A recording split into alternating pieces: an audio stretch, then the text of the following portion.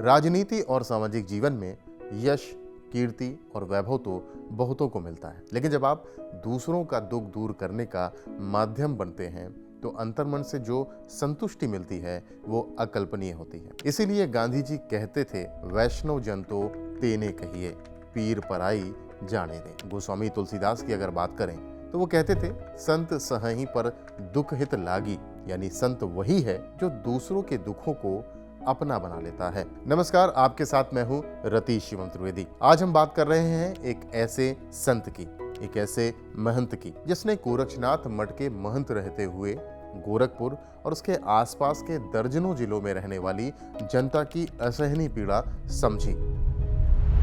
पहली बार सांसद बनने पर देश के सबसे बड़े मंच पर उसे उठाया। उत्तर प्रदेश के अंदर गोरखपुर, कुशीनगर, सिद्धार्थनगर, महाराजगंज, देवरिया, बस्ती, संत कबीर नगर ये सबसे ज्यादा इससे प्रभावित हैं। लगभग 35-36 जनपद कम या ज्यादा मात्रा में इससे प्रभावित हैं। ये तमाम जिले ऐसे हैं जो बड़ी बुरी तरह इंसेफ्लाइटिस से किसी न किसी रूप से पीड़ित हैं। और जब 2017 में उत्तर प्रदेश के मुख्यमंत्री बने तो पूरी जी-जान से एक बीमारी का नामो निशान मिटाने की ठान ली, जिसका नाम था इंसेफेलाइटिस। कोई इसे दिमागी बुखार कहता था तो कोई इसे जापानी बुखार। पूर्वी उत्तर प्रदेश पर लगा ये असहनीय दाग अब करीब करीब मिट चुका है। विगत 40 वर्षों में 50,000 से अधिक बच्चे इंसेफ्लाइटिस से मरे थे और आज हम बीमारी को 65% नीचे करने और मौत के आंकड़ों को 90% तक नीचे करने में सफल हुए हैं। गोरखपुर पूर्वी उत्तर प्रदेश का वो इलाका जिसका नाम सुनते ही एक दौर में दिमाग में सबसे पहले जो शब्द आता था वो था इंसेफेलाइटिस। एक ऐसी बीमारी जिसने दशकों तक इस क्षेत्र को डर, दर्द और असहायता में जकड़े रखा। हर साल बारिश के साथ एक अनकहा भय लौट आता था। कभी पूर्वी उत्तर प्रदेश में बरसात का मतलब फसल से अधिक भय हुआ करता था। लोग डरते थे। गांव की गलियों में बच्चों की किलकारियों की जगह माताओं के विलाप गूंजते थे। गांव-गांव, घर-घर माँ बाप के मन में एक ही डर रहता था, क्या इस बारिश में हमारा बच्चा सुरक्षित रहेगा? 1970 के दशक से शुरू होकर ये बीमारी गोरखपुर, महाराजगंज, कुशीनगर, देवरिया, सिद्धार्थनगर, बस्ती और संत कबीर नगर जैसे जिलों में लगातार पैर पसारती चली गई। इसे कभी जापानी इंसेफेलाइटिस कहा गया, कभी एक्यूट इंसेफेलाइटिस सिंड्रोम कहा गया। नाम तो बदले लेकिन असर वही रहा। तेज बुखार, बेहोशी, दौरे और फिर या तो मौत या जिंदगी भर की अपंगता। सबसे भयावह था साल 2005, जब सिर्फ एक ही सीजन में AEC यानी इंसेफेलाइटिस के 5000 से ज्यादा मामले सामने आए और 1300 से अधिक बच्चों की मौत हो गई। गोरखपुर के बाबा राघव दास यानी BRD मेडिकल कॉलेज की वो खौफनाक तस्वीरें आज भी लोगों का दिल दहला देती हैं। अस्पताल के बरामदों में बिस्तरों और जमीन पर पड़े बच्चे, रोते परिजन, ऑक्सीजन के लिए जद्दोजहद और डॉक्टरों की थकी आंखें। गोरखपुर के BRD मेडिकल कॉलेज में बच्चों की मौत का सिलसिला थमता नजर नहीं आ रहा। इस मेडिकल कॉलेज में बीते 48 घंटों में 42 बच्चों की मौत हो चुकी है। ये सिर्फ एक बीमारी नहीं थी, ये पूर्वी उत्तर प्रदेश के लिए एक सामाजिक आपदा बन चुकी थी। साल 1977 से लेकर 2017 तक 38 जिलों में 50,000 से अधिक बच्चों की जान चली गई और 75,000 से ज्यादा बच्चे विकलांगता का जीवन जीने को विवश हुए। इंसेफेलाइटिस ये एक ऐसी बीमारी थी जिसने 4 दशकों तक पूर्वांचल को मौत के साए में जीने को मजबूर किया।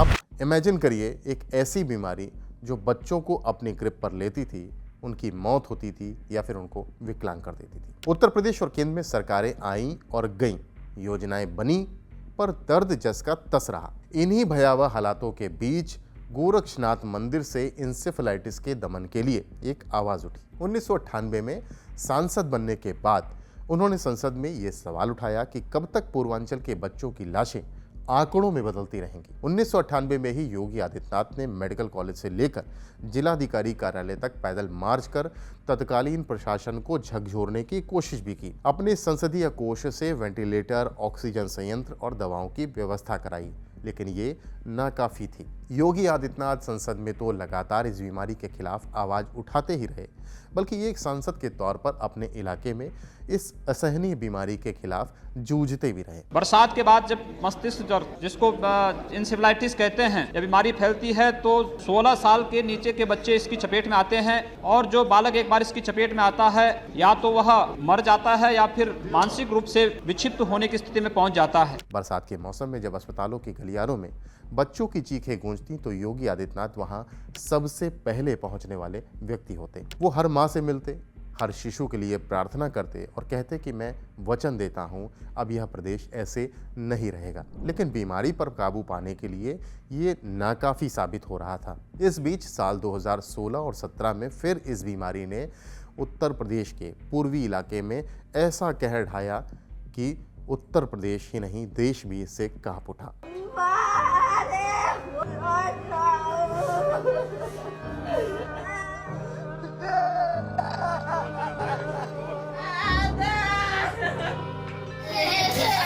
2016-17 में पूर्वी उत्तर प्रदेश में इंसेफेलाइटिस के 2,998 मामले सामने आए और लगभग 379 मौतें केवल एक क्षेत्र में हुई। बीमारी के इस तरह अचानक सिर उठाने से डॉक्टर और स्वास्थ्य विशेषज्ञ भी डर गए। इन्हें आशंका थी कि पूर्वी उत्तर प्रदेश में यह डरावना दौर कभी खत्म ही नहीं होगा। हमारे लिए सबसे बड़ा चैलेंज ये है कि हमारे पास जो कारण पता लगे हैं अभी तक एईएस के मरीजों में वो बहुत कम संख्या में पता लगे हैं। लंबे समय तक इंसेफेलाइटिस को केवल मच्छरों से पैदा होने वाली बीमारी मानकर देखा गया। कहीं टीकाकरण हुआ, कहीं फॉगिंग हुई, लेकिन जमीनी सच्चाई ये थी कि इंसेफेलाइटिस सिर्फ वायरस नहीं था। ये गरीबी, कुपोषण, गंदा पानी, खुले में शौच और कमजोर स्वास्थ्य व्यवस्था का मिला जुला एक परिणाम था। जब तक इसे समग्र रूप में नहीं समझा गया तब तक समाधान अधूरा रहा। बीमारी पर काबू पाने के लिए असल मोड़ आया 2017 के बाद। उत्तर प्रदेश में बीजेपी की पूर्ण बहुमत की सरकार बन चुकी थी और योगी आदित्यनाथ मुख्यमंत्री बने थे। पहली बार यह स्वीकार किया गया कि इंसेफेलाइटिस से लड़ाई सिर्फ अस्पतालों में नहीं जीती जा सकती, इसे गांव की गलियों से जीतना होगा। रणनीति बदली गई, इलाज के साथ साथ रोकथाम को केंद्र में रखा गया। कुशीनगर की बस्तियों में जब योगी सरकार ने गरीबों के हाथ में साबुन थमाया तो बहुतों ने उपहास उड़ाया, मजाक उड़ाया, लेकिन वही साबुन आगे चलकर इंसेफेलाइटिस के खिलाफ सबसे असरदार औषधि बन गया। टीकाकरण को गंभीरता से लिया गया। जापानी इंसेफेलाइटिस वैक्सीन को नियमित टीकाकरण कार्यक्रम से जोड़ा गया। 1 से 15 वर्ष तक के बच्चों को चिन्हित किया गया। बड़े पैमाने पर टीके लगाए गए।